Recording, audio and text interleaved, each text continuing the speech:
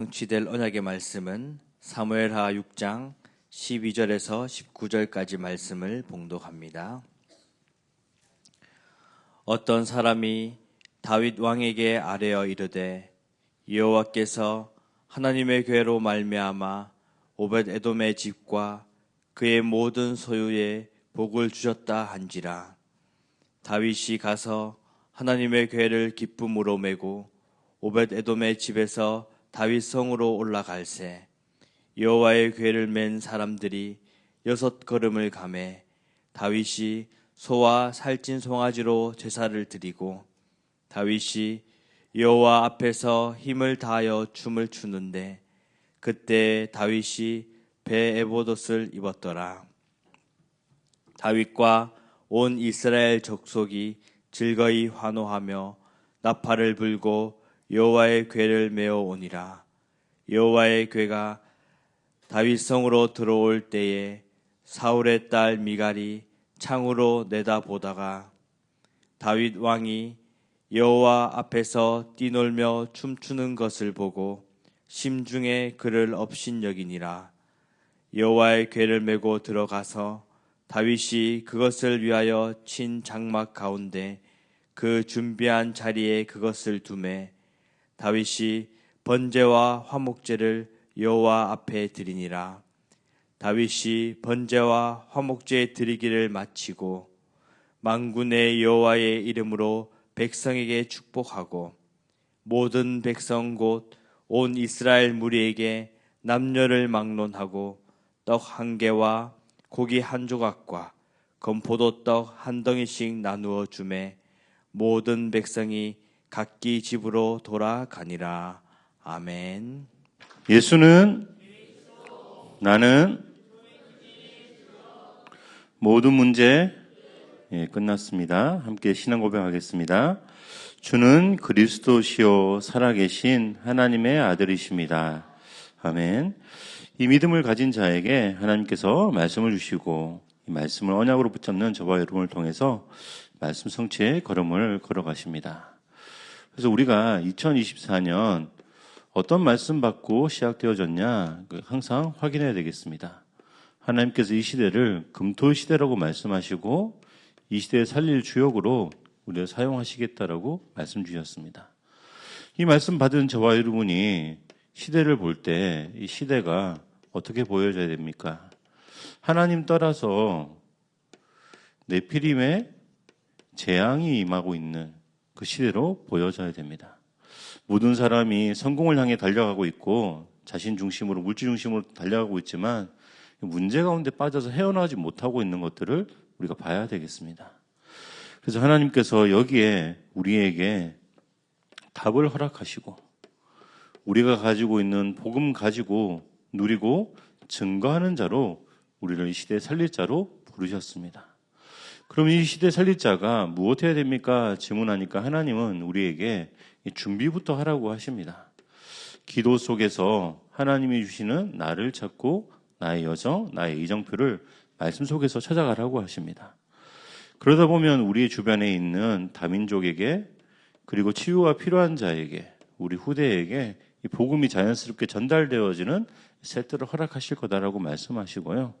실제적으로는 우리가 뭐 해야 됩니까? 우리 후대와 함께 하나님이 주시는 말씀을 가지고 말씀이 어떻게 성취되었는지 나의 간증과 우리 자녀의 간증, 또 내 옆에 있는 사람들이 말씀을 실제로 어떻게 성취되고 있는지 같이 포럼하는 포럼하라고 하십니다.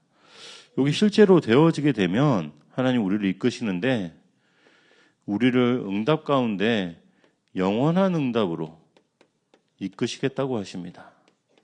저와 여러분이 2024년 이 말씀 성취의 주역 되시기를 예수님의 이름으로 축원합니다. 이제 말씀은 12월 말씀이 돼야 되는데 아직 저희가 12월 새벽 헌신 예배를 드리지 않았기 때문에 11월 말씀입니다. 하나님께서 우리에게 11월 달 세계 복음화를 누리라고 말씀을 주셨습니다. 세계 복음화는 개인으로 저와 여러분이 개인이 가지고 있는 전문성 그리고 현장성 시스템에 응답을 누리고 개인 복음화를 하는 것입니다. 이 복음화를 비밀을 가지고 우리가 지역을 복음화해야 되는데요. 다민족에게 치유가 필요한 사람에게, 우리 후대들에게 상처가 발판이 되어질 만큼 지역을 복음하는 응답으로. 그래서 하나님이 우리에게 주신 세계 복음화라고 하는 이 비밀을 붙잡고 금토일 시대를 살리며 세 가지 뜰을 가지고 묵상 시대의 운동 가지고 세계 복음화는 응답의 주역 되라고 하십니다. 그 응답 누리시는 11월, 또 우리 12월 첫날 되시기를 예수님 이름으로 축원합니다. 하나님께서는 이번 주간, 지난 주간 우리에게 그리스도의 평강이라는 말씀을 주셨습니다. 이 말씀이 얼마나 우리의 삶과 딱 맞는지 확인해 보셔야 되겠습니다. 일주일간 우리가 무엇부터 해야 된다고 말씀하셨습니까? 옷 입는 것부터 먼저 하라고 하십니다. 하나님이 주시는 긍휼과 자비와 겸손, 온유, 오래 참음은 내 속에서 나오는 게 아니라 하나님이 부어주시는 겁니다. 그렇기 때문에 내가 아직 준비되지 않았더라도 하나님이 주시는 그 그리스도의 평강으로 내게 먼저 옷 입듯이 덮어 씌워야 되는 것입니다. 그러면 그 다음에 이것이 우리의 시간표에 따라서 마음을 주장하게끔 우리의 삶 가운데서 중심에서 솟아서 올라오겠다라고 말씀하십니다. 그러면 그 다음 인생은 어떻게 됩니까? 우리의 인생이 그리스도의 평강 속에서 말씀 따라가는 인생으로요. 우리 입술에 하나님을 향한 찬양과 찬송이 날마다 끊이지 않는 인생으로, 그래서 감사할 수밖에 없는 그리스도의 평강이 주장하는 인생으로 우리를 이끌어 가시겠다라고 하십니다. 그 응답 누리시는 이번 한 주간 되시기를 예수님의 이름으로 축원합니다. 오늘 제목은 이제 왕이 드리는 예배입니다. 저는 이제 하나님 말씀 가지고 우리가 어떻게 예배 드려야 되겠습니까? 이제 그 질문을 하면서 말씀을 증거하고 있습니다. 근데 왕이 드리는 예배인데 제가 이제 부제를 몇 개를 좀 더 달았는데요. 서밋이 드리는 예배. 그런데 우리가 서밋이다, 왕이다, 그런 자세로 드리는 것이 아니라 실제는 우리가 하나님 앞에서 어린아이처럼 솔직하게 드리는 예배. 그래서 신령과 진정으로 드리는 예배를 우리가 누려야 되겠다라고 이제 말씀을 증거하려고 합니다. 사무엘상, 사무엘하 두 군데에서 이제 왕이 드리는 예배가 이제 두 개가 나옵니다. 여러 예배가 나오는데 대표적으로 첫 번째는 사무엘상에 사울의 예배가 나옵니다. 이 예배 드리는 사울이 어떤 사람이냐? 이제 그것이 실제로 우리가 보여지게 됐습니다. 같이 볼 수 있어야 되겠습니다. 사울은 겸손한 왕이었습니다. 이스라엘이 왕이 필요합니다라고 사무엘에게 계속 요구했을 때 하나님께서 처음 왕으로 세운 사울이 겸손한 왕이었습니다. 얼마나 겸손했냐? 이제 사무엘상 10장부터 왕으로 세우는 모습이 나오는데요.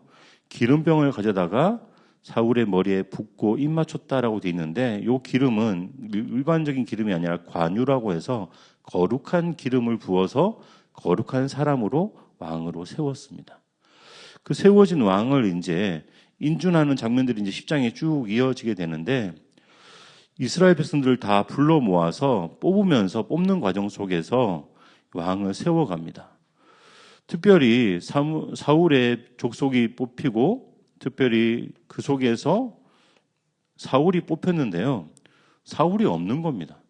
왜 없냐 보니까 21절부터 22절에 보니까 기스의 아들 사울이 뽑혔으나 그를 찾아도 찾지 못한지라 여호와께서 대답하시되 그가 진보 다리들 사이에 숨었느니라 라고 할 만큼 여러 사람 앞에서 내가 왕으로 세워지는 게 아직 부족합니다 스스로 인정하면서 숨을 만큼 겸손한 왕이었습니다.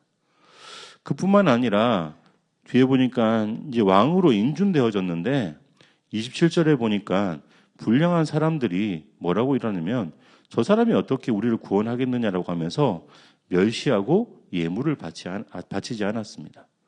다른 사람이 다 예물 바치는데 이 사람이 불량한 사람들이 예물 바치지 않으면 저 같으면 어떻게 할 거냐면 왕권을 바로 발휘해서요.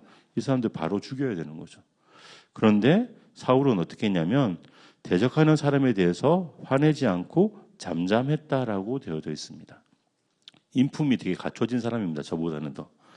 근데 문제는 이 사울 왕이 세상 문화를 너무 빠르게 배우는 것입니다. 세상의 기준을 배우는 것이죠. 하나님의 기준을 배우는 것보다 세상의 기준을 먼저 배운 것입니다. 여러분, 우리가 이 질문을 항상 해야 됩니다. 복음 가지고 우리 자녀가 겸손해서 참 좋은데 이 자녀가 지금 무엇부터 배우고 있냐? 그 질문을 하셔야 되는 겁니다. 우리가 우리 스스로에게도 한번 질문해 봐야 됩니다. 내가 복음 가진 사람으로서 내가 지금 무엇을 자꾸 배워가냐? 한번 질문해 보시면 언약을 먼저 배우냐? 아니면 세상 문화를 먼저 배우냐? 이제 그 질문을 먼저 해보셔야 되는 겁니다. 우리 교회가 왜 중심을 들여서 GRS를 통해서 우리 후대들에게 세상 문화 들어가기 전에 언약이 먼저 심겨주려고 합니까? 그게 정말 중요하기 때문에 그렇습니다. 근데 안타깝게도 사울은 세상 문화가 먼저 들어가니까 어떻게 됐냐? 사무엘상 11장에 암몬 족속과의 전쟁 이후에 왕권이 강화되어지는데요. 강화된 이후에 이제 문제가 생기기 시작합니다. 특별히 18장에 저와 여러분이 아는 것처럼 이제 골리앗이 나오는 장면이 나오게 됩니다. 내가 해결할 수 없는 문제의 대적이 나와서 골리앗이라고 하는 이 문제를 다윗이라고 하는 소년이 나타나서 해결해 줬습니다. 그럼 어떻게 해야 됩니까? 되게 기뻐해야 되지 않습니까? 근데 여자들이 이제 뭐라고 말하냐면 7절부터 8절에 사울이 죽인 자는 천천히고 다윗이 죽인 자는 만만이다라고 하니까 그때부터 권력에 대한 위태로움을 느끼는 겁니다.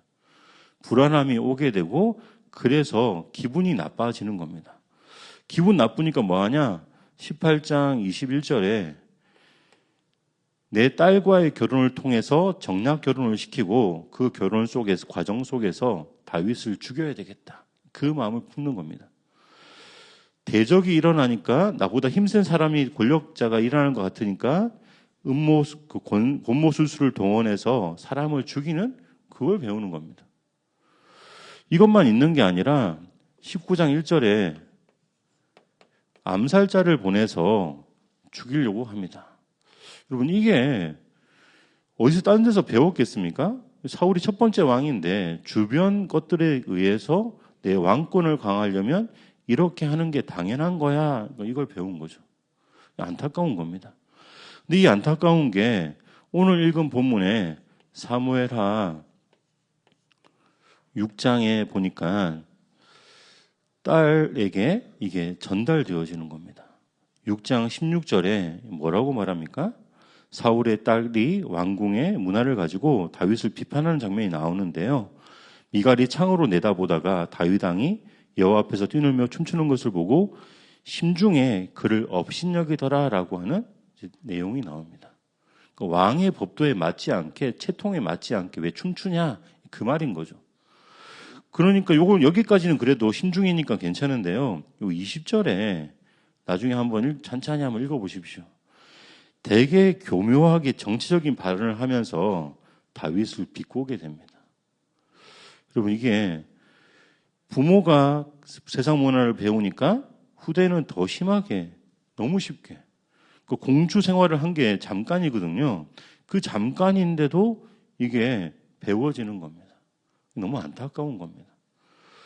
그렇게 되니까 이제 무슨 문제가 생깁니까? 이제 우리가 한번 들여다봐야 되겠습니다. 실제로 사울이 드리는 예배가 있습니다. 그런데 언제 예배 드리냐? 위기 때 예배를 드리는 장면이 나옵니다. 다시 돌아가서 사무엘상 13장인데요. 13장 1절에 보게 되면 사울이 왕이 돼서 다스린 지 2년 만에 블레셋 사람들이 이제 싸우려고 모여듭니다. 근데 얼마큼 모여드냐? 병거와 마병이 블레셋 사람들은 36,000명이 모여드는 겁니다.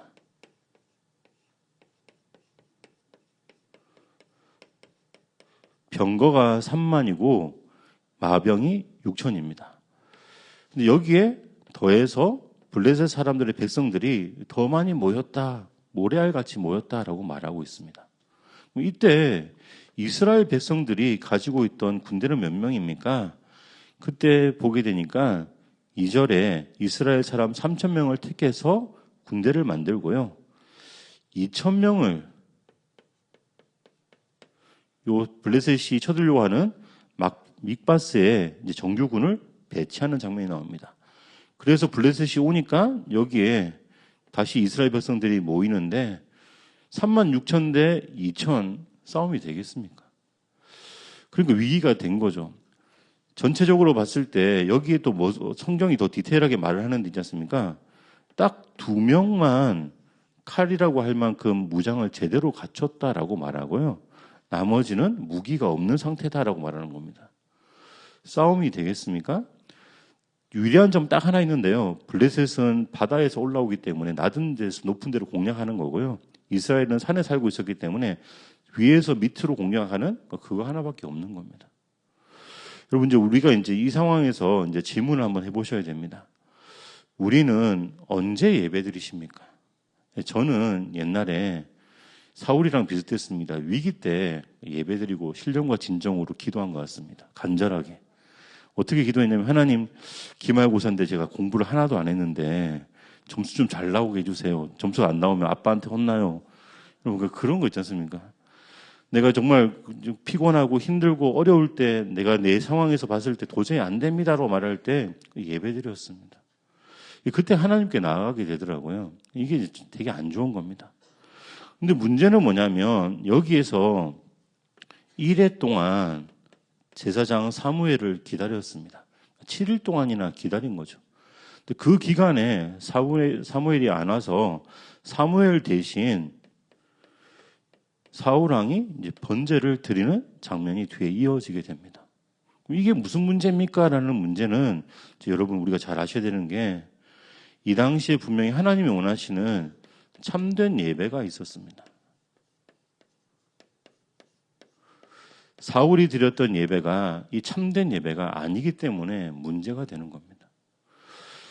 분명히 이 예배 번제는 무엇을 말하는 거냐면, 인간이 해결할 수 없는 죄 문제, 저주 문제, 재앙의 문제, 사단의 문제를 인간이 도저히 해결할 수 없다. 그래서 인간은 죽을 수밖에 없다.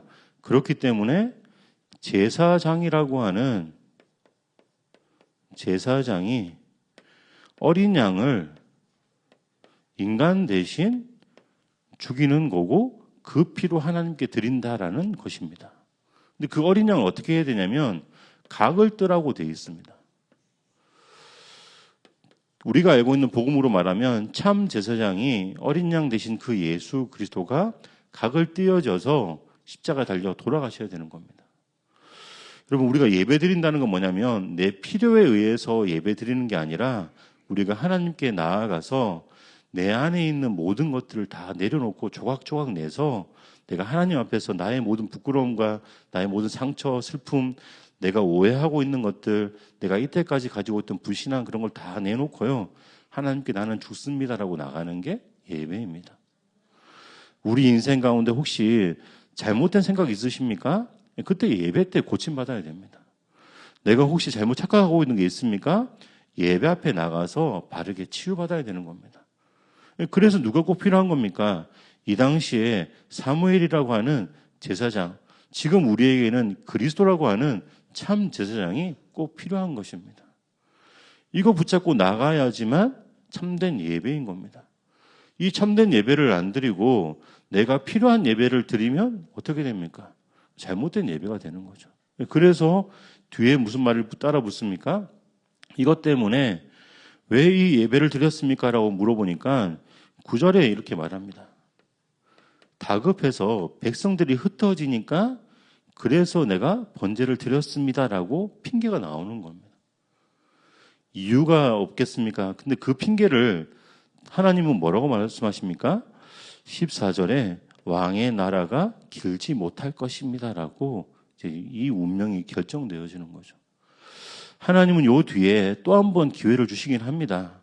15장에 보니까 이스라엘 백성들이 출애굽해서 나올 때 아말렉이 방해했기 때문에 그 예언을 성취하는 일에 네가 군대를 끌고 가서 아말렉을 완전히 질면해라. 한 사람도 남기지 말고 가축도 남기지 말라라고 말하는데, 그때 뭐 했냐면 그때도 마찬가지로 내가 필요한 만큼 필요한 짐승들을 남기고 왕은 시범 케이스로 남겼습니다. 그렇게 언약을 잘못 이해하게 되는 거죠. 그래서 뭐라고 말씀하십니까? 사무엘이 말합니다. 순종이 제사보다 낫습니다. 기름을 드리는 것보다 이게 말을 듣는 게 더 낫습니다. 이렇게 말합니다. 그 예배를 우리가 드려야 되는 것입니다. 사울은 겸손하게 시작했지만 다른 것이 먼저 들어가서 잘못된 예배를 드린 겁니다. 그러면 이제 우리가 잘된 예배를 하나 봐야 되지 않겠습니까? 오늘 우리 본문에 있는 예배가 잘된 예배입니다. 그게 다윗의 예배입니다. 이 예배는 어디에서 드린 예배입니까? 언약궤 앞에서 드린 예배입니다. 제사 드리는 장면도 나오고 번제 드리는 장면도 나와서 저희가 오해할 수 있는데요. 다윗이 드린 예배 아니냐?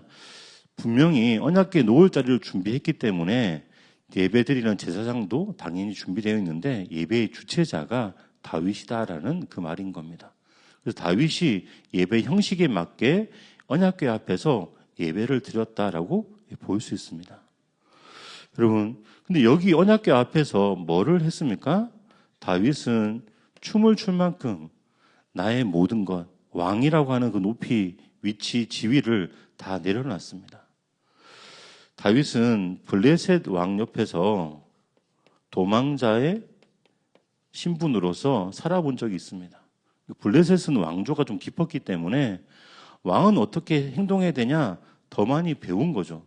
그렇지만 이것들을 내려놓고 더 중요한 건 내가 어린아이처럼 언약궤 앞에서 하나님의 말씀이, 하나님의 언약이 다윗성의 내 중심으로 옵니다라고 하는 게 너무 기쁩니다라고 하는 것을 춤으로 표현한 겁니다. 이게 진정한 예배인 겁니다. 우리 삶의 중심에 언약을 담는 것, 그게 기뻐할 만큼 나의 모든 것을 다 드려서 춤췄다라는 말인 겁니다. 하나님 앞에서 내 모든 걸 다 내려놨다, 그 말인 겁니다. 이게 언제 시작되었습니까? 이제 우리가 확인해 봐야 됩니다. 어릴 때 시작된 것입니다. 우리가 잘 아는 시편 78편 70절부터 72절의 말씀에 다윗을 어린 양의 양칠 때 양우리에서 취하셨다라고 되어져 있습니다. 그때부터 언약이 전달되어진 겁니다. 이 어릴 때 중요한 만남이 두 가지가 있는데요. 중요한 지도자인 사무엘과의 만남이 있었습니다. 여러분, 그래서 우리가 우리 후대를 놓고 어떤 기도 하셔야 됩니까? 하나님, 우리 후대가 또 내가 하나님이 주시는 영적인 지도자와 중요한 만남으로 사무엘이 붙잡았던 언약궤에 대한 언약이 나에게 또 우리 후대에게 전달되게 해주십시오라고 그 기도를 계속 하셔야 되는 겁니다. 근데 조상을 따져보니까요, 아버지도 중요한 아버지지만 중요한 것은 라합이라고 하는 고조할머니, 그리고 룻이라고 하는 고조할머니가 있었습니다. 이 두 명의 여자 이름을 꼭 기억하셔야 됩니다. 이 둘은 이방인이었는데 자신이 가지고 있는 현장보다 이스라엘 민족들이 출애굽해서 여리고를 점령할까 말까, 과연 점령할 수 있겠느냐, 그 불신앙 가운데 맞는 사람들이 있을 때 라합은 언약궤가 통과하는 그 모든 땅이 다 정복된 것을 믿고 여리고도 정복될 것이라는 믿음 가지고 이스라엘 민족 앞에 내가 나아가는 게 합당하고 좋습니다라고 기뻐했습니다. 룻은 뭐 했습니까? 아무것도 없는 시어머니 나오미를 따라서 내가 베들레헴에 가서 어머니의 민족이 나의 민족이 되고 어머니의 하나님이 나의 하나님이 되겠습니다라고 하는 그 믿음 가지고 온 겁니다. 그 부모님의 신앙이 전달된 것입니다. 이게 우리 후대들에게 되어져야 되는 것입니다. 우리가 예배 때 정말로 기뻐하고 즐거워하는 것이 우리 후대에게 어릴 때 먼저 언약으로 전달되어져야 되는 것입니다. 그렇게 되면 어떻게 됩니까? 인생에 정말로 응답이라고 말할 수 있는데도 문제가 생기는 장면이 너무 많지 않습니까? 골리앗이라고 하는 사람의 생각으로는 도저히 해결할 수 없는 문제가 있는데 그 문제 앞에 나갔습니다. 그리고 이게 오히려 응답이 될 줄 아는데 그때부터 도망자의 삶을 살아야 되었습니다. 그뿐만 아니라 왕이 된 이후에 수많은 전쟁들이 계속되었습니다. 전쟁이 그치고 잠잠하나 보니까 아들이 배신하는 그 장면이 나오게 됩니다. 아들이 배신한 것도 기분 나쁜데 시므이가 저주하는 장면이 나옵니다. 이 모든 장면 속에서 다윗은 뭐 했습니까? 언약 중심으로 범죄하지 않고 사울 왕을 죽이지도 않고 전쟁 때 하나님한테 계속 질문하고 이 모든 일에 하나님의 계획이 무엇인가 질문했습니다. 그러니까 뭐 할 수 있습니까? 자신의 잘못을 회개할 수 있는 진정한 용기가 있는 지도자라는 것입니다. 우리가 그걸 놓고 기도해야 됩니다. 그러면 이걸 가지고 우리가 우리의 예배로 이것을 말씀을 나의 예배로 연결해야 되겠습니다. 그래서 우리는 어떤 예배를 드려야 됩니까? 서밋의 예배를 드려야 됩니다. 하나님은 저와 여러분을 서밋으로 부르셨습니다. 영적 서밋으로 부르셨는데요. 근거가 있어야 되지 않습니까? 로마서에 보니까 4장 16절에 아브라함의 믿음의 대열을 따라서 우리가 믿음의 상속자가 되었다라고 말하고 계십니다. 우리는 마태복음 1장 1절 아브라함과 다윗의 자손 예수 그리스도의 세계를 이어가는 그 언약의 비밀을 붙잡고 우리가 예배드리고 있는 것입니다. 이뿐만 아니라 하나님은 우리를 고린도전서 3장 16절에 성전 삼으셔서 예배드리라라고 말씀하십니다. 그 예배 드릴 때 우리가 예배 전에 꼭 해야 될 일이 있습니다. 우리는 하나님께 나아가서 하나님께 질문해야 됩니다. 하나님, 내가 내 영혼 속에 내 마음과 내 생각 속에 혹시 예배를 방해하는 생각이 뭐가 있습니까? 질문해 보셔야 되고요. 내가 세상 속에서 하나님 내가 이런 저런 문제들이 있는데 그 문제에 대한 해답을 하나님 주십시오라고 질문해야 됩니다. 그래서 우리가 어떤 예배가 돼야 됩니까? 요한복음 4장 24절에 신령과 진정으로 드리는 예배가 되어져야 됩니다. 그 예배 드리는 자에게 하나님께서는 우리에게 축복을 전달하시겠다고 하십니다. 무엇이 전달되는 예배가 되어야 됩니까? 골로새서 2장 3절에 말씀하십니다. 지혜와 지식의 모든 보화가 감추어져 있는데 그 보화가 지혜와 지식이 내게 전달되기를 원합니다라고 하는 그 예배를 우리가 드리고 응답을 받으셔야 되겠습니다. 이 예배를 드리면 우리가 현장에서 말씀이 성취되어지는 게 확인되어질 것입니다. 그래서 우리는 저와 여러분은 결론 내야 됩니다. 2024년 한 달밖에 안 남았는데 말씀이 어떻게 우리에게 성취되었나 점검하는 시간을 이번 한 달 가지셔야 되겠습니다. 하나님은 우리에게 시대를 보는 눈을 주시겠다고 원단에 말씀 주셨습니다. 그러면 저와 여러분이 뭘 확인해야 됩니까? 하나님, 이 시대 속에 어떤 게 문제입니다라고 문제를 보는 눈, 그리고 그 문제에 대한 해결책은 이겁니다라고 하는 해답이 자연스럽게 연결되어져서 나와져야 됩니다. 그러니까 이게 나와졌는지 이게 계속 더 깊어지고 더 풍성해지는지 확인해 가셔야 되겠습니다. 그리고 하나님은 우리에게 복음 시스템 갖추라고 하십니다. 복음을 응답으로, 말씀을 그대로 내게 응답으로 확인할 수 있는 그 시스템 갖추라고 하십니다. 그게 뭡니까? 그래서 우리가 기도 속에서 내가 어떤 존재인지 망대라는 것을 확인하고요. 말씀 속에서 하나님이 나를 이끄시는 여정을 확인하고 하나님이 중요한 순간 속에 이정표를 내 것으로 만드는 말씀 붙잡는 기도, 요거 먼저 시작하시고요. 이 기도를 하니까 우리 교회는 지금 감사하게도 작지만 요 세 뜰을 가지고 237이라고 하는 다민족을 향해서 서밋을 향해서 또 치유가 필요한 사람을 향해서 시스템이 이제 구축되어 가고 있습니다. 그러면 나는 내 삶에 요 시스템이 구축되어 가고 있냐 확인해 보셔야 되고요. 더 중요한 건 그겁니다. 여러분, 우리가 하나님의 말씀이 나는 이렇게 성취되었다라는 증거를 가지고 말하는 증거의 포럼이 되어져야 됩니다. 우리 후대와 함께 이게 얼만큼 되어졌느냐 점검해 보시고요. 그렇게 되면 하나님께서 우리에게 영원한 응답 주시겠다고 하십니다. 이 응답에 세 가지가 있는데 이제 마지막 유산 가지고만 우리가 한번 질문해 보셔야 되겠습니다. 우리가 눈에 보이는 유형의 유산을 어떻게 전달하려고 하십니까? 그것도 질문해 보시고요. 무형의 유산이 있습니다. 성품이고 감정이고 정서이고 자세입니다. 지혜입니다. 그걸 정리해 보셔야 됩니다. 그리고 정말 중요한 예배라고 하는 영적 유산이 있습니다. 이게 우리 후대들에게 내가 누리고 있는 것보다 더 풍성하게 갑절로 전달되어져야 되겠습니다. 그것을 확인하고 응답을 누리시는 이번 주간 되시기를 예수님의 이름으로 축원합니다. 기도하겠습니다. 살아계신 하나님 감사드립니다. 하나님께서 우리에게 예배의 비밀을 주셔서 하나님과 함께하는 예배의 축복을 회복하게 하시는 자로 부르심을 감사드립니다.